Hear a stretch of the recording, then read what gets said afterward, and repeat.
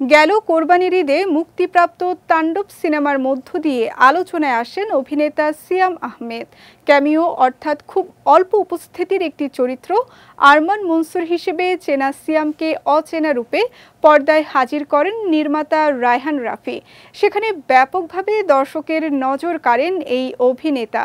পর্দায় সাধারণত খল চরিত্রে দেখা মেলে না সিয়ামের, তাই আরমান মনসুরের মতো একটি চরিত্র রীতিমতো চমকে দেয় দর্শকদের।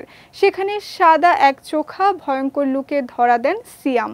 মানুষরূপী অমানুষেরা দেখতে যেমন হয়, নেগেটিভ চরিত্রের হলেও সিয়ামের এই অভিষেক একরকম ঝড় তুলে সিনেমা প্রেমীদের মাঝে। দর্শক তো বটেই, তারকারাও এই চরিত্র নিয়ে আলাদা ছবির আবদার জানিয়েছেন নির্মাতাকে। রাফিও দিয়েছেন আশা, আর এবার সিয়ামের কাছ থেকেও মিলল আভাস। সম্প্রতি এক অনুষ্ঠানে আরমান মনসুর চরিত্র প্রসঙ্গে সিয়াম বলেন, আমার প্রথমে মনে হয়েছিল এই রকম ক্যারেক্টারকে মানুষ কেন ভালোবাসবে, তবে হ্যাঁ, এই ক্যারেক্টারের অন্যরকম একটা তাৎপর্য রয়েছে।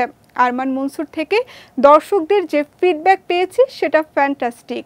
সিয়ামের কথায় পরিচালকের কাছে জানতে পেরেছি আরমান মনসুর শুধু ঝলক দেখাতে আসেনি। যদি পরে এ চরিত্রের পূর্ণাঙ্গ কোনো ছবি আসে তাহলে তাণ্ডব সেটার একটা ট্রেলার বা টিজার। এরপরে মনসুর কি করে সেটা জানার জন্য আমিও অনেক আগ্রহী।